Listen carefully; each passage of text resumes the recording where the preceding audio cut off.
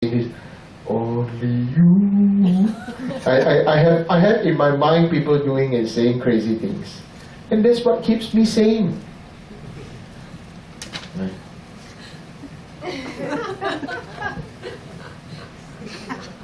Huh? That's what keeps me sane. People tell me, say, oh, I had visions, Rinpoche, that in my past life, we were this and that, you were my this and that, I was your this and that. Oh, Rinpoche, oh, in the past. I'm still living in the past.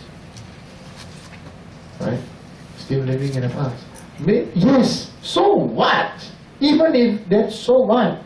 That means there's some good connection from past life and this life, and already I practice and I have maybe gotten a little bit better result than you. Then why not you? That means we have made such a pact from previous life, so this life we must all keep our promise to stay together and practice together. You understand? Right? And not be jealous or something about each other. And everybody will have a different karma and a different link and a different connection. So don't ever say that, oh, that person's special. He can talk to Rinpoche. Rinpoche talk to him more. Rinpoche talk to her more. Yeah. It's your own, what they call? Insecurity manifesting. Your insecurity here to tell you, give up Dharma. Why be Buddha? Go enjoy, eat, drink and be merry. Fulfill your every want, need and desire. And for the rest of your life, forget about the Buddha, Dharma and Sangha. To hell with the Guru, for he is not your Lord. Your desires are your Lord. I'm just having fun doing this. Entertaining self. Yeah. Okay? And so, put an end to others' sorrows. Okay? Meaning, again, I want to say, we want to be Bodhisattva. The purpose is to put an end to the suffering and the sorrows of other beings. Then truly our own bliss arise. Those who seek the experience, abundant joys, those who seek to experience abundant joys, let them never turn their backs on Bodhicitta. So what is this abundant joys? These are what I call the side effects. Okay? Those beings who truly aspire with Bodhicitta, Bodhisattva vows, okay, which I feel maybe, I do not know whether I'm going to be alive to teach you the Bodhisattva vows. There are many other qualified Keshis and Rinpoches and Lamas. Don't have to listen from me. Okay? Don't have to listen from me. Please, don't. Other Lamas also can, truly. Yours truly. Okay?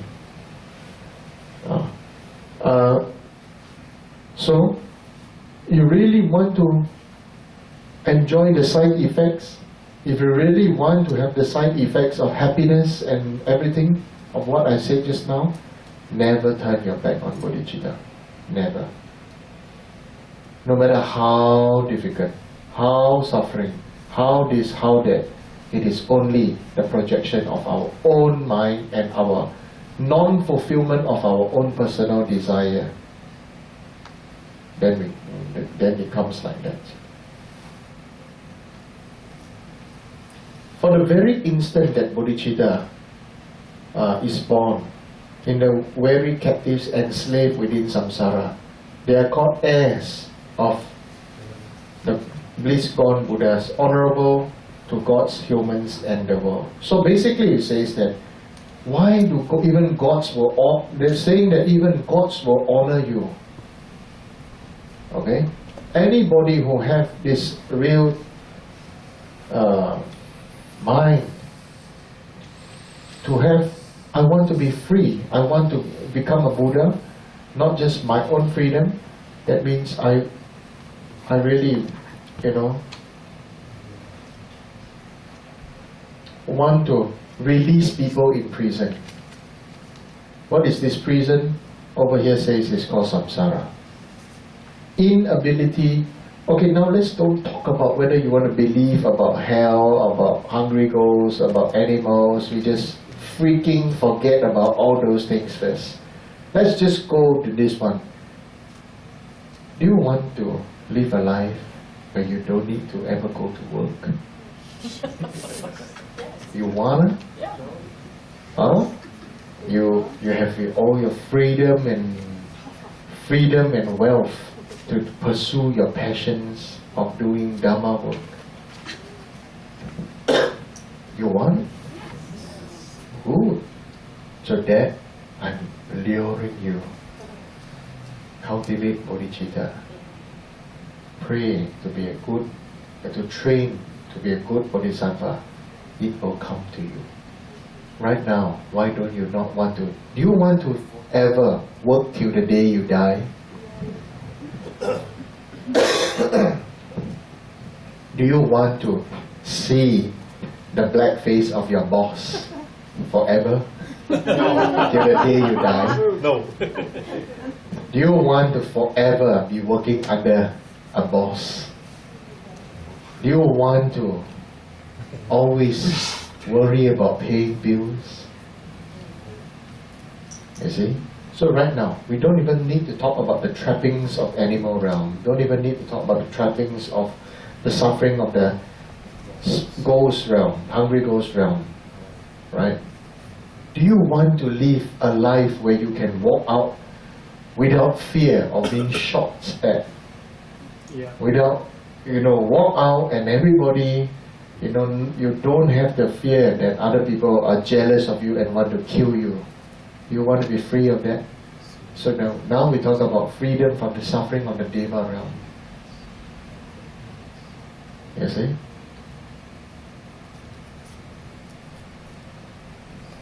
So, in the weary captives enslaved in samsara, right? We are all enslaved, we are tired. So I'm asking you, do you want? You know you want, so do you want to be free? Now the time has come. We must make a promise to all beings and ourselves that this is what we really want to do. We really want to awaken and be free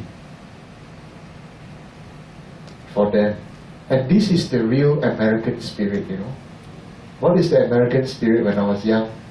You want to know? Right? Let me tell you something. To me, when I was young, my classmate and I said, he wanted to migrate to America, and he really did with his family. I said, why? He said, America is the land of superheroes. America has many superheroes. He likes superheroes. So he wants to migrate to America. And he was just staying opposite my house. And I'm sad that he eventually left. I still remember his name. He was Sam Chi. Right? And after that, no more contact. There was no more contact. And because there was no more contact, it made me think. It really think about his belief that in America there is this idea of superhero. So if we really think about that, being a bodhisattva is truly being a superhero, isn't it? Being a bodhisattva is truly being a superhero, liberating all beings from their suffering. How Superman needs to go find a telephone booth to change, it's quite ridiculous. All you need to do is you just need to close your eyes and you just, wow, whoever you are, you can change the what do you call, external environment, transform, and then you can bless and transform the food offering, the external offering, the this, the that. Wow, aren't you superhero? Aren't you superhero there? Yes. Right? So, I liken bodhicitta really like being the mind of a superhero. Okay? Yeah. Just leave it as that. Just leave it as that. I don't want to talk too much about the superhero part.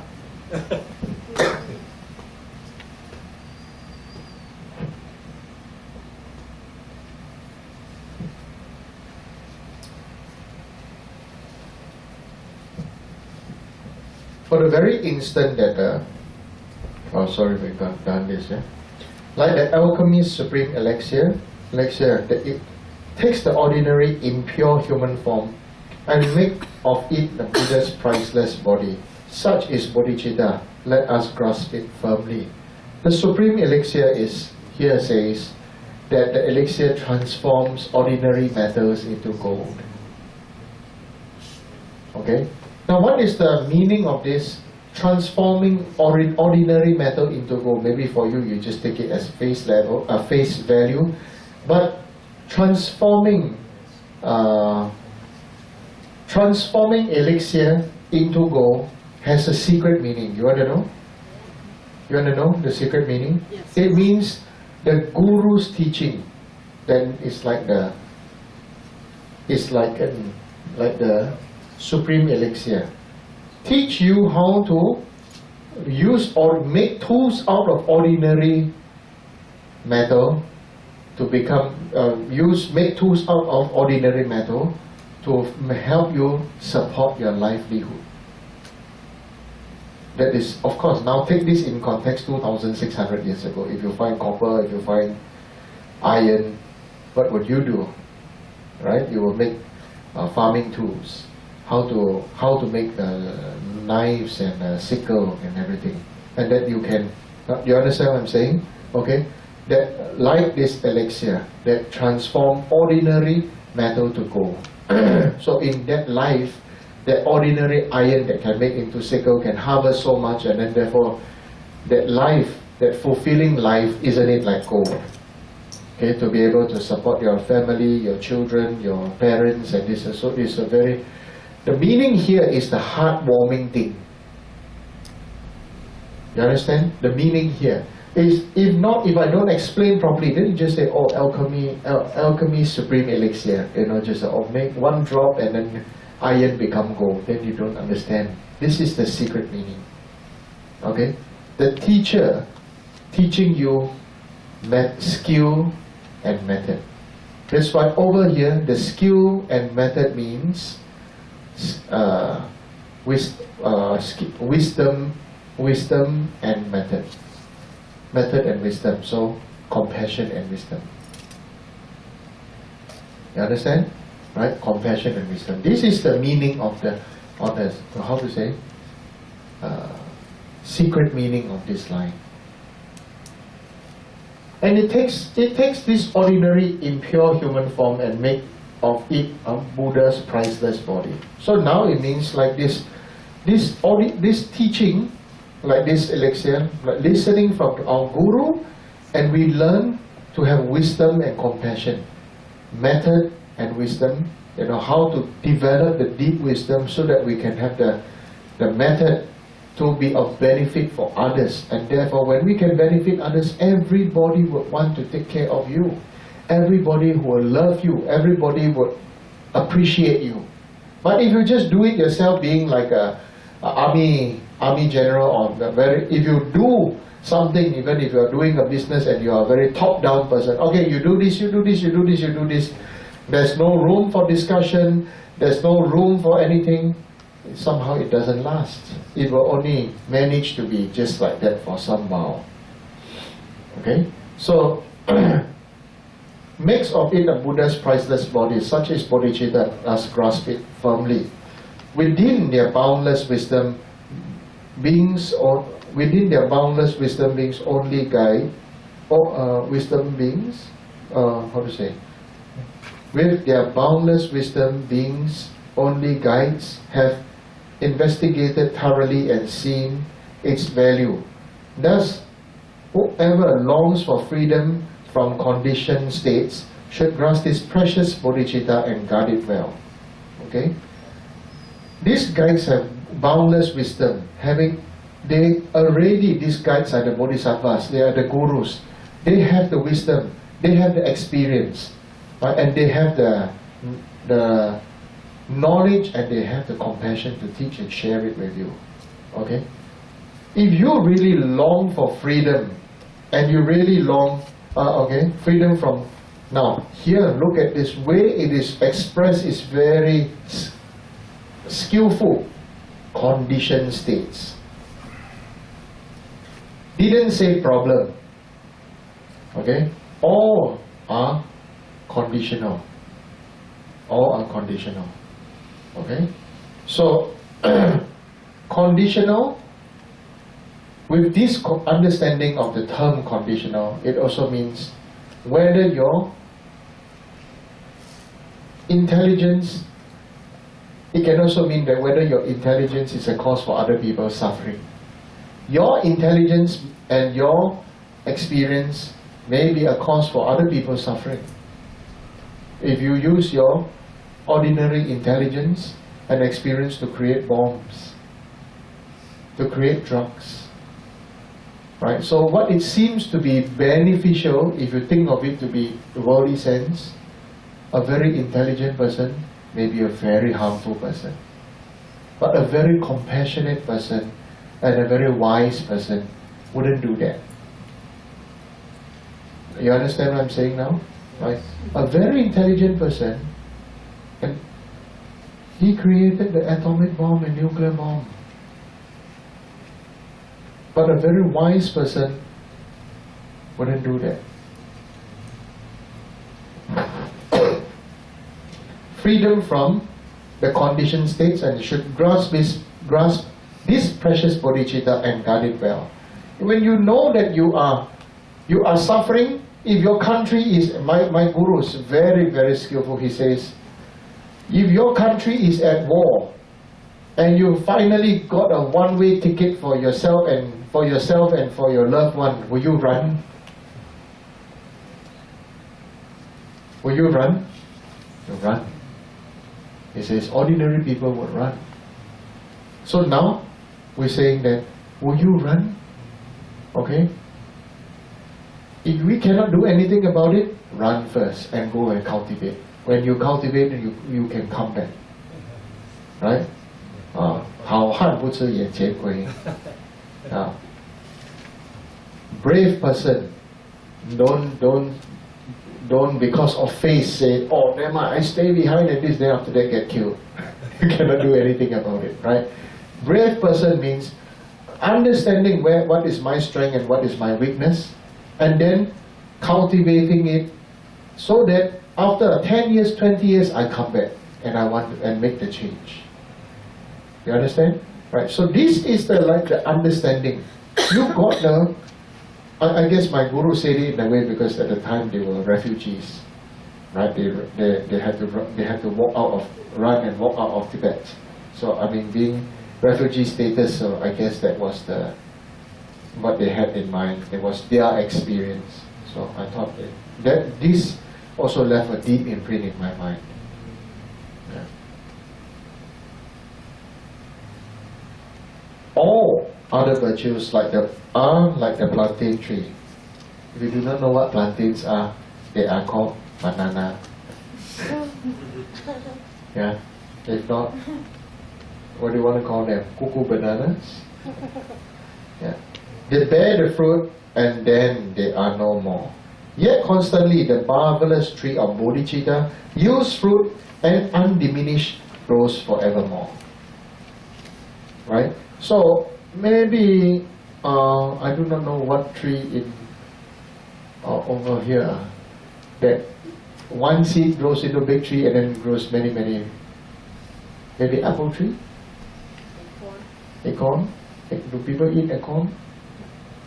Well, No? Animals? Yeah, I mean, let's just use it in a method of something edible to human beings. Apple. Yeah. You grow one apple, then it grows in many years. It grows. Right? Do you have more than 100-over-year-old apple trees? yes. Yeah. Oh, nice. When I was in China earlier this year, it was very amazing because I ate this lychee, lychee. Yeah. You call lychee, yeah? You call lychee. Yeah. from the trees that are more than 150 years old, from the Qing dynasty, the trees that were preserved till now. So it was really very nice. And then, taste? huh? Taste the different? It's secret. Anyway, if I tell you also you don't know, I bring you there so too far away. Yeah. So, yeah. So now says all other virtues. All other virtues will ripen one time, right? For example, I don't know how to express very well. I guess maybe you know, right? Banana tree only. Do you know banana trees only ripen, only fruit one time? Did you know? When you have, I teach you about growing bananas now, okay? When you have a banana tree, somewhere about the time it is going to flower, baby trees will start to grow. And then you have to decide now. You have to decide, there are going to be like 3 or 4 shoots. You have to decide which are the one that you want to chop off. Right? Only have one parent and one child tree. And then, so that the rest will not, the rest of the babies will not take the nutrients and affect the banana crop. And then when the flower blooms, right, the moment the bananas are set, you can see they have the bigger ones are the bananas. At the bottom, you see those the little ones, the little like bananas are big, and then the little ones become like fingers. You have to be skillful, okay, to make up your mind to cut off the bottom. Okay, the remaining flowers, and you have to cut it off. And then after that, and then you have to fertilize and make sure one tree, one crop, one baby. Okay, that's it. Right? If you leave it alone, what is going to happen? You're going to have many banana trees. Sorry, sleepy, yeah. Sorry. Many banana trees, and then thin trunk, not many leaves, and small bananas. You know, you're going to have 3 or 4 trees blooming together, and then all of them are fruiting together, and then little bit banana. There's no meaning, right? One parent tree, one crop. All the bananas are very fat. So fat, sometimes they burst the skin. You know. Yeah, the bananas in my house, they are not yellow. When they are ripe, they are greenish. Right? So they are greenish, and then if a good crop, sometimes they burst the skin. That's sort of like explode. But of course, the banana inside is still may not be ripe. So, but anyway, that's just the explanation about it. Okay. Once the banana starts to ripen, okay, or if you want to forcefully ripen it, that means you chop it off. Okay, then you hang it up, and then after that it will start to ripen. Hang it up somewhere. Okay, and then once you chop off the tree, or chop off the banana, you must chop off the tree. Then you have to do what Asia don't do what we call mulching. Is it? Is that the word, mulching? Yeah, you mulching. Yeah, you don't do that. They just chop and just leave it on the ground, and then let it disintegrate and go back to the ground. Okay, if you don't do that, what happens? The trunk will it will still be alive, but all the leaves will die off, and then you just get a banana tree trunk, and then just have this. It just stays alive, and it has no more other purpose to it. So all other worldly virtues are like that. Okay. Once it fruits, it will have no more other benefit, no more other thing no more. In a way, no more other good can come out from it. So this says, actually the fruit over here, the fruit tree talking about is not really a fruit tree, they're talking about the Bodhi tree. Okay, they're talking about the Bodhi tree. But because the shape of the Bodhi tree leaf is heart-shaped.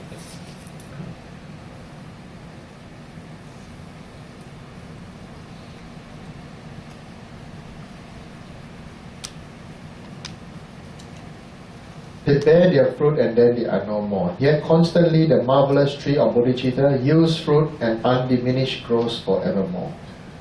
Okay, over here forevermore means means undying, the undying nature. What is the undying?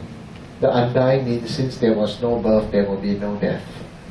This the meaning here is the Heart Sutra. There is no birth means since there is no birth, there is no death means freedom from the cycle of birth and death. Therefore, it's forevermore.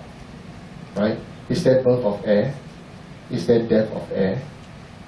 No. So easy, I express it like that. There is no birth of, you cannot see air giving birth to air.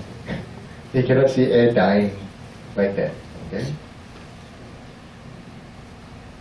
Even those who committed intolerable misdeeds, through having bodhicitta, instantly are free.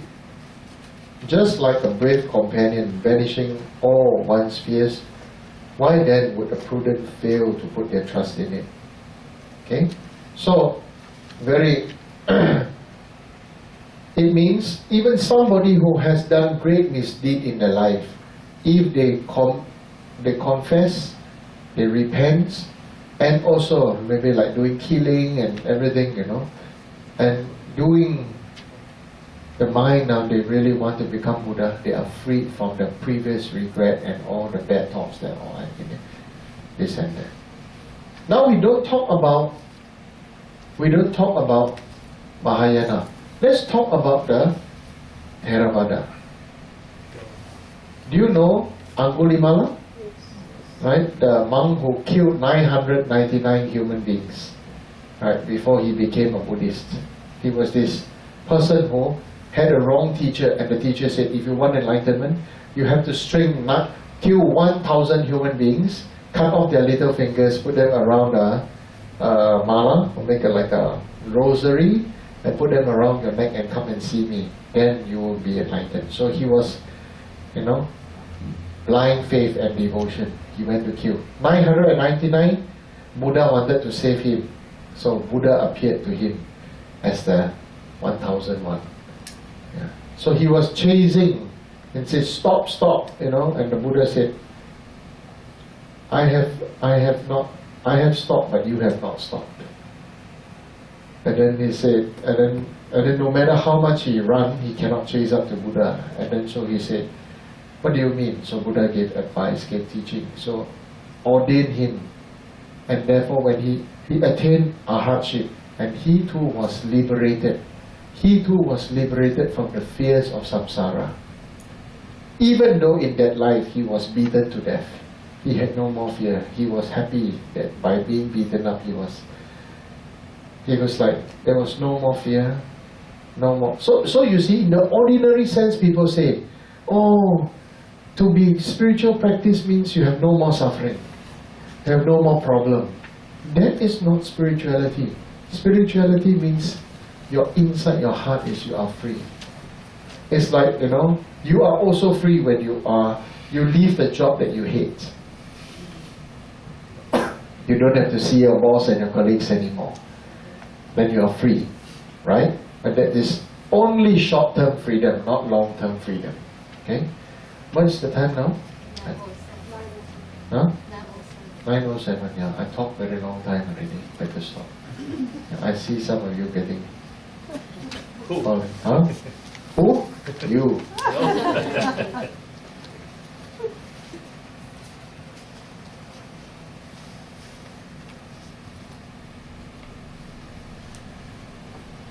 So here says instantly being freed. So the freed here meaning free from all the clutches of samsara, free from all the emotions, the greed, the anger, the hatred, the ignorance. Okay, this is the freedom. This is the meaning, the freedom. Just like a brave companion banishing all one's fears. Right? If I'm scared of dog, my friend is not scared of dog. And then when the dog is nearby, I jump on my friend, and my friend will scold the dog and take the stick and chase the dog away, right? So like this meaning. So why then would the prudent fail to put their trust in it?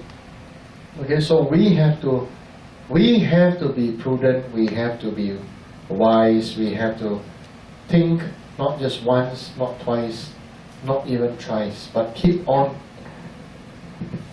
thinking, and then stop thinking to make it into a feeling.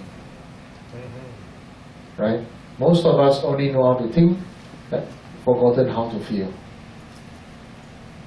Right? Because we think, we do. Right? That's why, because we think, we only know how to do, but we do not know how to feel anymore. So feeling is very important. Feeling. Okay? So the bodhicitta here we are talking about is more of the feeling part.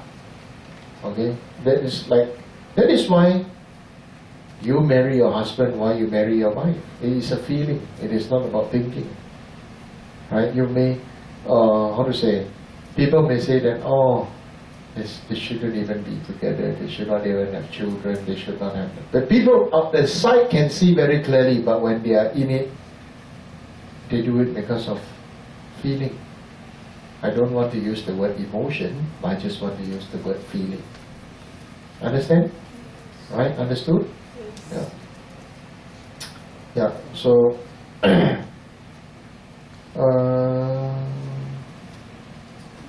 so, next one just said, just like the great inferno at the end of time, it annihilates terrible misdeeds in but an instant.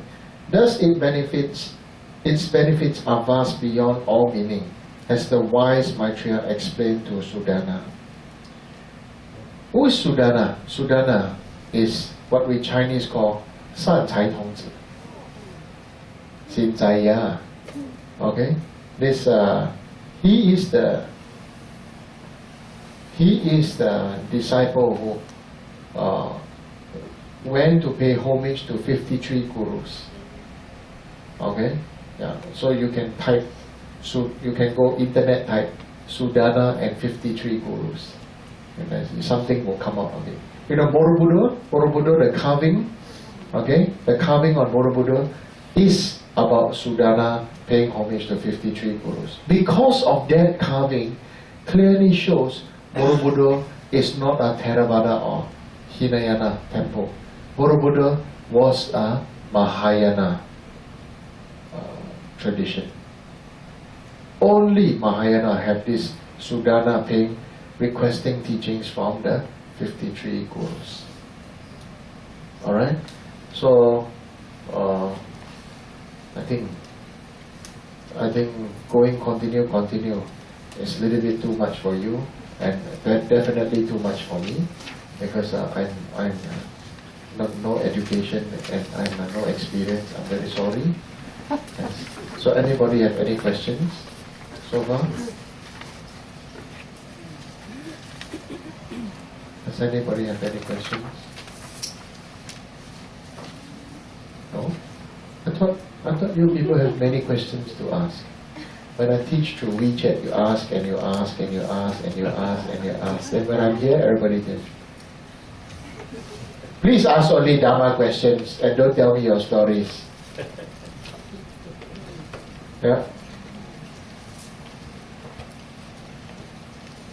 The prayers that we're supposed to say on a daily basis for our meditation, are they in your prayer book? Sorry, I can't. Are the prayers I think it's in the Horizon. are the prayers that we're supposed to say for our daily meditations, are they in your prayer book? The prayer book that has the sign of a rainbow around it? Yes, some of them, yes. You can. Right? You can also go online, you go and type the King of Prayers. You will find it. Okay? Done? How come nobody asked me if I had dinner? Will we be able to continue this with you at some point? Huh? Sure. Maybe you can ask Bebe. You know her? Do you know her? Yeah? You can, if somebody there's a request, yeah, I can talk about it, but I just want to say I'm not a scholar and I don't know much, and I can only share some feeling. But if you ask me to give powerful, deep words, and I'm sorry, I cannot. Maybe next year, I have to go study and meditate when about it. Rinpoche comes back next year. I will continue.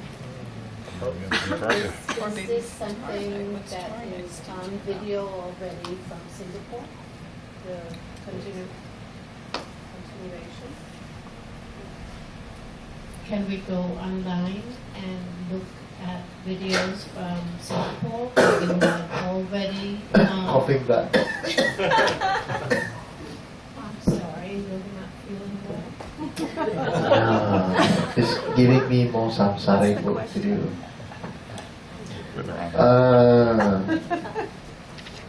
My explanation good? Very good. Really? Yes, I liked it. Maybe better you study from some great geshe. See, Seattle also have many great lamas and I don't geshe. think so. It's true.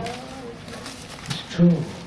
In Seattle, I know Seattle have many great Dharma center. And Seattle. Yeah. Like what name could you give me? I can tell you there's not your equal, so. What do you mean they are not my equal? They are scholars, they are geshes, they are Rinpoches, they are lamas. Don't But say there are that. They're only many, speaking many, Tibetan. Huh? Oh, really? many good YouTube videos with Rinpoche's teachings over the last year and a tried. half. I'll tell you the truth, I'd never teach this text in Singapore. Oh. Is he telling the truth? Well, you always have to. Yeah, so people like Eaton behind, they're giving me dirty looks. Yeah. Uncle Luke.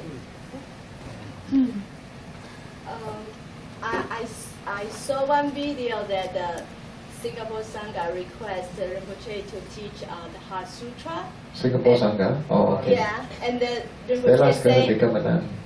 they request, and Rinpoche said no She's the one who until if they can recite the Heart Sutra, memorize. memorize them. So maybe Rinpoche, if we do, what can we do to request you to continue to teach us more? As a teacher, I'm a teacher, I ask my students to do the homework. So what kind of homework we can do? Give us assignments, then you will teach us more.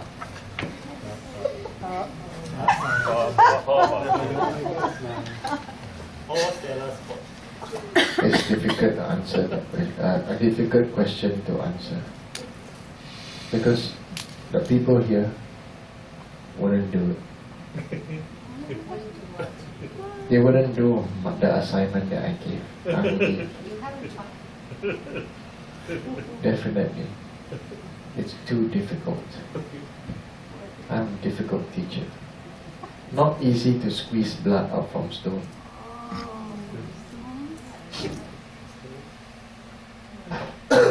But if you want to know, I will let you know. Maybe You want to know? you. Of course I want to know. Should I give difficult one? Yes, Yeah, difficult one. yes. Oh, People are complaining already.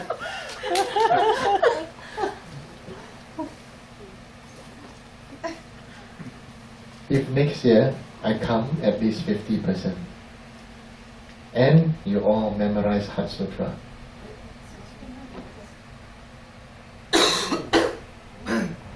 Fair enough? Fair enough? Yes. Huh? Like that? Sure. We already memorized. Huh? Already memorized You already memorized? in Chinese. In Chinese? Oh, Me then too. You too? Then you memorize the 88 Buddhas. Only need 48 Okay, now. I'll try. Huh? In Beijing. Got helper. Yes. Well, Rinpoche, I don't know how to ask these questions in English. Then don't maybe- ask. No, because today, Well, I will still try. You guys are really persistent. No? When your guru says, if there's a chance, you cannot, in Chinese you say 好汉不吃眼前亏. Mm. I can only translate English to Chinese, not the other. If there's a dangerous situation like the refugees and you cannot do too much, so you escape, you move to other place and cultivate the memories, and then maybe you can, come back and make the world better. But also in Chinese, there's a saying says, 知其不可而为之. You know there's difficulties, and the standard is so high. And Guru Rinpoche's homework may be really difficult, but I would like to give it a try. That is only applicable for people who have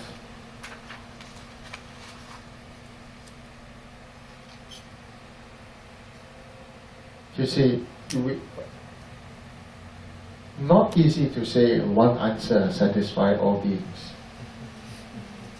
Some people do not have the bravery, some people do not have the discipline, some people do not have the knowledge, some people do not treasure the teachings. Or some people, when there's some difficulty, some people really needs to first run away and suffer the hurt, so that some people really need to suffer the hurt and run away, and then after that reflect, and then it becomes a driving force for them to improve, and